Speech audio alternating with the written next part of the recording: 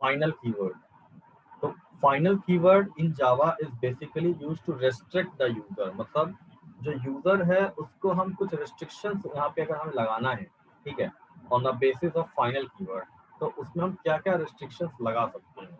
पहला हमारा है कि we can declare a variable as final, तो उसमें क्या चेंजेस होंगे उस पर्टिकुलर वेरिएबल पे। Second, we can declare any method as final, जब हम उस पर्टिकुलर मेथड को फाइनल करते हैं तो क्या रिस्ट्रिक्शंस उस पे आएगी। And third, when we declare any class as final. तो अब हमारे पास तीन अलग अलग यहाँ पे मोड हैं फाइनल के लिए, ठीक है। वेरिएबल को हम फाइनल कर सकते हैं, मेथड को हम फाइनल कर सकते हैं और क्लास को हम फाइनल कर सकते हैं, ठीक है। पहला हम लोग बात करते हैं कि फाइनल कीवर्ड जो है वो कैसे अप्लाई करेंगे। सो when you apply the final keyword, it can be applied with the variables.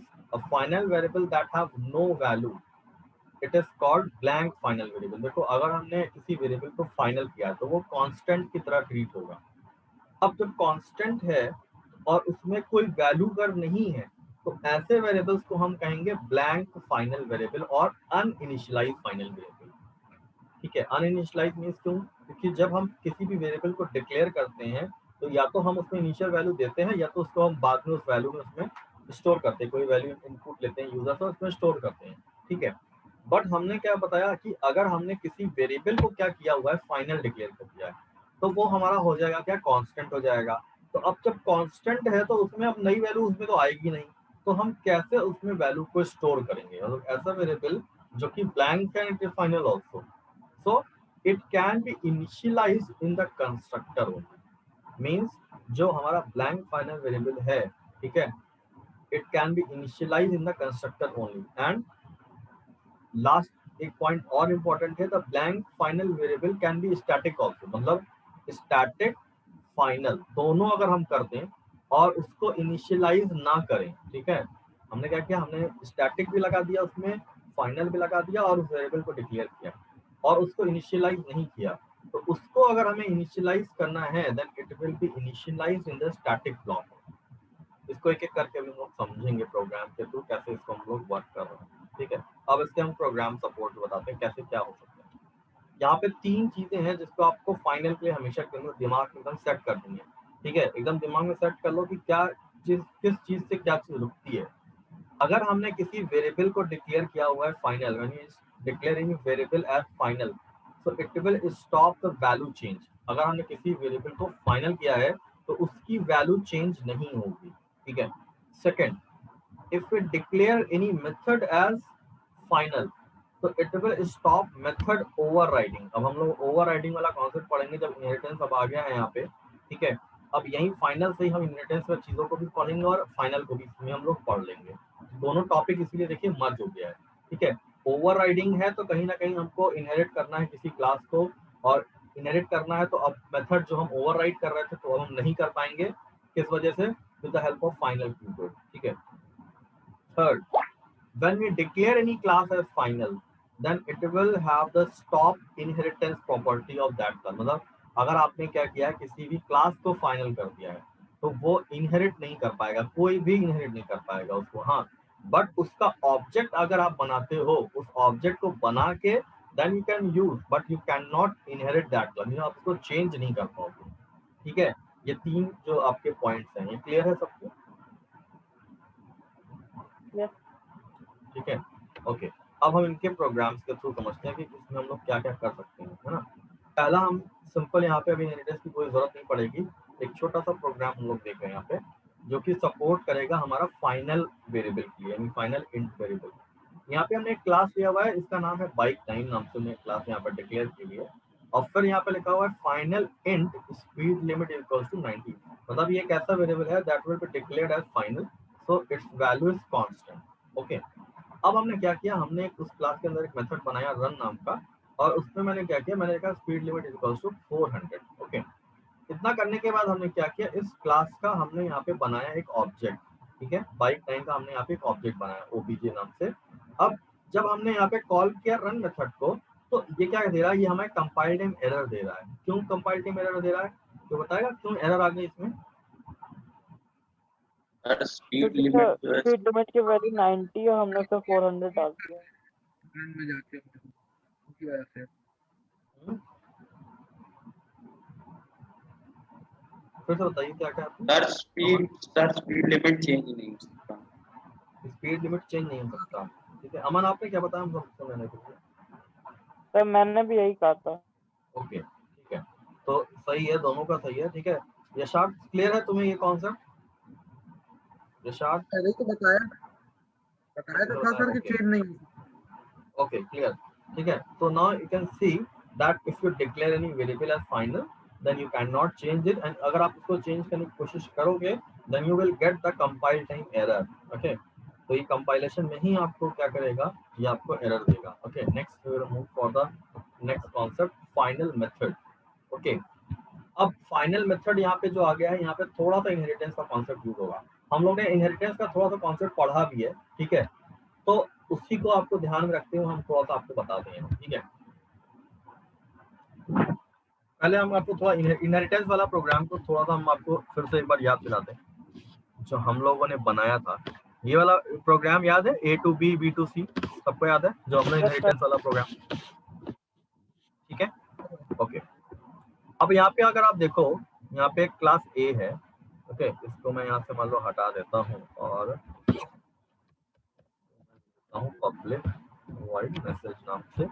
Okay, compile कर देते हैं इसको। अब मैंने क्लास B में क्या किया हुआ है, मैंने लिखा है क्लास B एक्सटेंड्स A, और यहाँ पे एक डिफरेंस नाम का मेथड है। ठीक है, कोई दिक्कत नहीं है। तो अब देखो यहाँ पे इनहेरिटेंस हो रहा है ना। हमें एक्चुअली में इनहेरिटेंस का एक कॉन्सेप्ट चाहिए होगा अपने इस फाइनल वाले को बताने के लिए, है ना।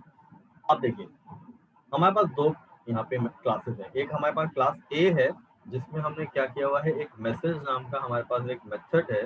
उसमें हमने सिंपल क्या लिखा हुआ है, हमने लिखा हुआ है हेलो जावा। ठीक है, अब नेक्स्ट हमने क्या किया है, हमने क्लास B बनाई है। उसमें हमने क्या किया, class B extends A means we are going to inherit the class A। ठीक है, अब देखिए, अब हमने यहाँ पे जब ये किया तो अब क्या होगा, ऐसा करने से क्या होगा कि जो ये मेथड है ये कहाँ पे आ जाएगा, क्लास B में आ जाएगा, है ना। ये क्लियर है सबको? Yes sir. ठीक है, और क्यों आएगा, क्योंकि देखिए ये पब्लिक मैंने डिक्लेयर कर दिया है। तो अब आपको ये ध्यान रखना होगा, जो हम लोगों ने एक्सेस मॉडिफायर्स हम लोग देखे थे, पब्लिक, प्राइवेट, प्रोटेक्टेड और डिफॉल्ट, है ना। तो अब आपको हमेशा वो चीज ध्यान रखनी है। क्यों ध्यान रखनी है, क्योंकि जब भी आप इनहेरिटेंस का कोई भी कॉन्सेप्ट लगाते हो, है ना, या एक्सेसिबिलिटी की कोई बात करते हो, तो हमेशा आपको ध्यान रखना होगा यहाँ पे, है ना। तो पब्लिक हमने लगाया तो एक्सेस हो जाएगा। अब देखो, अब जो हमारा कॉन्सेप्ट है वो हम एक्सप्लोर करते हैं, क्योंकि हमें प्रोग्राम सपोर्टिंग चाहिए था। अब यहाँ पे क्या कह रहे हैं कि if you make any method as final you can not override it. अब ओवरराइडिंग क्या होती है, ओवरराइडिंग के लिए क्या होता है कि हमारे पास दो क्लासेस हैं। ओके, यहाँ पे इसको ओवरराइडिंग का कॉन्सेप्ट समझिए। देखिए, here we can have a class byte, okay, and we have a final method as run। तो हमने यहाँ लिखा final void run, मतलब ये जो हमारा मेथड हो गया ये फाइनल हो गया।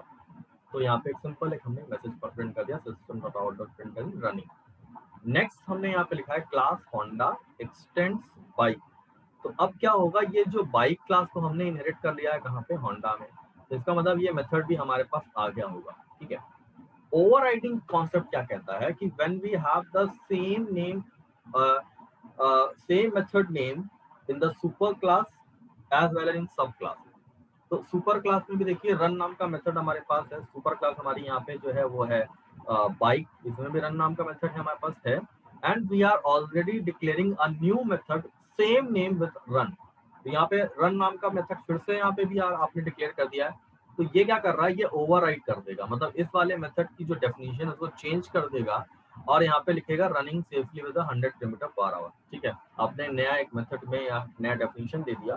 ठीक है, ये चीज ओवरराइडिंग पहले तो हो रही और हो भी जाएगी, लेकिन जैसे ही आपने क्या किया, उसको आपने डिक्लेयर किया फाइनल, तो you will get an error, compile time error, that you can not override final method. अब मैं इसको प्रूफ करना हूँ, तो हम लोग अपना जो प्रोग्राम हमने बनाया उसी को हम लोग उसी से प्रूफ कर देंगे।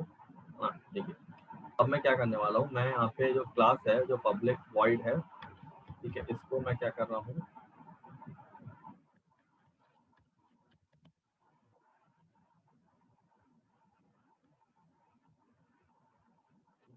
मैंने इस मेथड को फाइनल कर दिया।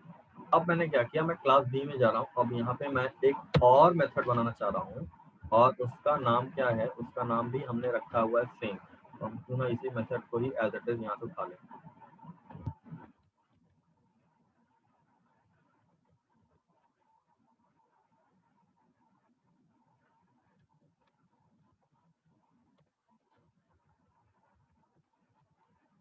और इसमें हम लिखते हैं hello Java in class B. थोड़ा चेंज करना पड़ेगा ताकि ये है कि हम इसको ओवरराइट कर रहे हैं। ठीक है, कंपाइल करते हैं इसको। तो जैसे देखो हमने कंपाइल किया तो यहाँ पे देखो क्या कह रहा है, यहाँ पे एक एरर आ गई। ठीक है, एरर क्या आ रही है बताएगा, ये बता रहा है, लिख रहा है कि message in B can not override message in A, overridden method is final. ये आपका जो आ रहा है, जो कंपाइल टाइम एरर पे आ रहा है, कि जो आपने मेथड ओवरराइड आप करना चाह रहे हो, ठीक है, it is now declared as final, so you cannot override it. Is this clear to sir everyone? वहां से अगर हम फाइनल हटा देंगे तो तब प्रिंट होगा ना? हाँ, अगर हमने यहाँ से फाइनल हटा दिया है तब तो हमारा काम हो गया। तब तो ये हम इसी को हम क्या कहते हैं, इसी प्रोसेस को हम कहते हैं मेथड ओवरराइडिंग। ठीक है, अब अगर हम इसको यहाँ पे सेव करते हैं दोबारा से और इसको हम कंपाइल करने की कोशिश करते हैं,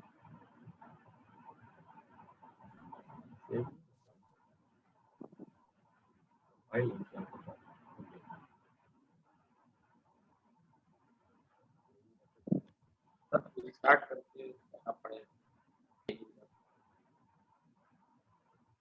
चेंज कर दिया, सेव भी कर दिया, क्या होगा, कंपाइल हो गया, बंद करना पड़ेगा।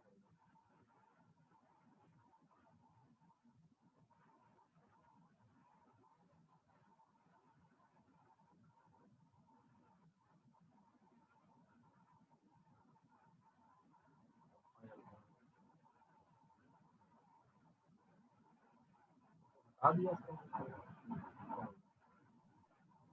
जावा जावा बंद ही करना पड़ेगा। में यही सब कुछ दिक्कतें हैं, नेटबीन्स में ये सारी दिक्कतें नहीं आती।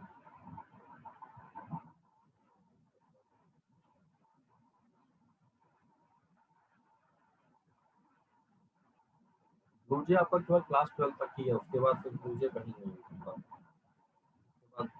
जहाँ पे डेवलपमेंट होता है या तो एक्लिप्स हम लोग यूज करते हैं या तो फिर हम लोग नेटबीन्स यूज करते हैं।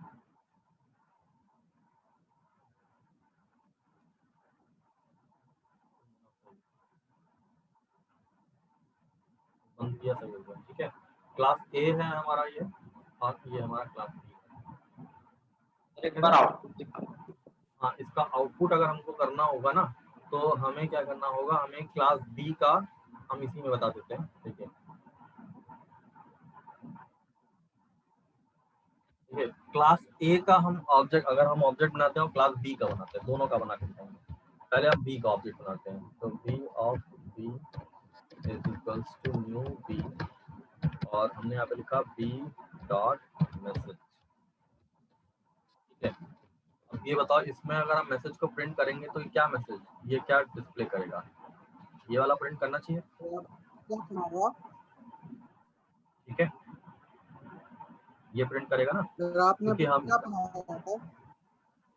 हमने अभी देखो चेंज क्या किया है। देखो हमने क्या बताया है, हमने अभी यहाँ पे क्लास ए बनाई है और इसको हमने उसके अंदर एक मेथड बनाया है पब्लिक वॉइड मैसेज नाम से। ठीक, अब वही तो बता रहे हैं, अच्छा आप सुनो सुनो तो क्या बता रहे हैं। देखो हमने तुमको ये बताया, हाँ ओवरराइडिंग कुछ बता रहे थे ना, फाइनल हाँ ओवरराइडिंग बता रहे थे, कीवर्ड से ओवरराइडिंग बता रहे थे। तो इसमें हमने क्या बताया, इसमें हम हटाई देते हैं, मतलब इसका कोई मतलब नहीं है। हमने ओवरराइडिंग का कॉन्सेप्ट ये बताया कि अगर सपोज तो तुम्हारे पास कोई क्लास ए है ना, उसके अंदर तुम्हारे पास एक मेथड तुमने डिफाइन किया हुआ है। अब तुमने क्या किया, एक तुमने एक नई क्लास बनाई बी और उसको इनहेरिट किया। इनहेरिट करने के लिए हमें क्या करना होता है, हमें एक्सटेंड्स कीवर्ड का यूज करना होता है। तो हमने लिखा क्लास बी एक्सटेंड्स ए, मतलब हम क्लास ए हमारी क्या हो जाएगी, सुपर क्लास हो जाएगी, और क्लास बी हमारी क्या हो जाएगी, सब क्लास हो जाएगी। फिर हमने यहाँ पे लिखा पब्लिक वॉइड मैसेज, इसमें हमने सिंपल क्या किया हुआ है, हमने एक यहाँ पे एक मैसेज प्रिंट कर दिया, ठीक है।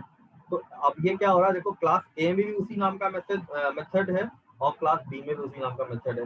तो ये क्या करेगा, ये आपका जो क्लास ए वाला जो मेथड है उसको ओवरराइड कर देगा, किसके थ्रू, इस वाले जो करंट क्लास में मेथड है। क्लियर है ये होता है मेथड ओवरराइडिंग, मतलब you can override the method of the super class in a sub class having the same name. अच्छा, अगर आपका डिफरेंट होगा पैरामीटर तब ओवरराइडिंग नहीं होगा, ठीक है। सब कुछ सेम होना चाहिए, मतलब सिग्नेचर भी सेम होना चाहिए मेथड का, उसके नंबर ऑफ आर्गुमेंट अगर 2 है तो इसमें भी 2 ही होना चाहिए, इंटीजर टाइप का तो इंटीजर ही होना चाहिए, ठीक है। सब कुछ सेम होना चाहिए। ओके, क्लियर सर हुआ? वो हमेशा सब क्लास हाँ का ही प्रिंट करेगा? हाँ, अब जो है ये हमेशा जब भी आप बी क्लास का ऑब्जेक्ट आप बनाएंगे, ठीक है, जब भी आप बी क्लास का ऑब्जेक्ट बनाएंगे तो हमेशा ये क्या करेगा, ये हमेशा आपका जो प्रिंट करेगा इसी मेथड को प्रिंट करेगा, ठीक है। लेकिन अगर सर आपने पहले क्लास वाली क्लास में इसको अगर एक्सेस करना है, इस वाले को, है ना, तो इसको एक्सेस करने के लिए क्या करेंगे हम लोग, इसको एक्सेस करने के लिए हम लोग क्या करना, इस क्लास ए का ऑब्जेक्ट बनाएंगे। Okay sir. अरे इनहेरिटेंस क्या फायदा?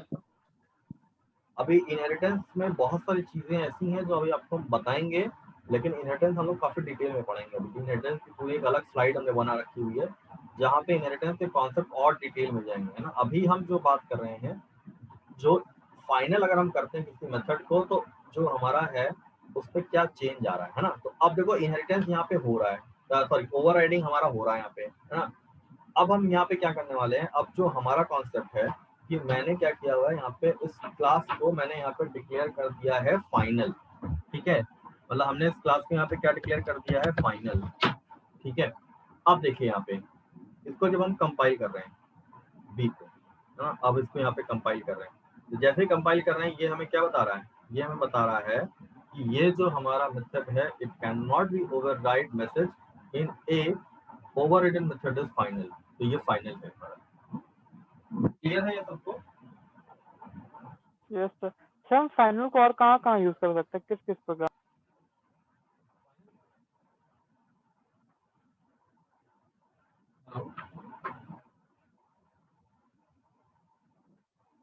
हेलो अमन, फिर से पूछो क्वेश्चन, क्या पूछ रहे हैं?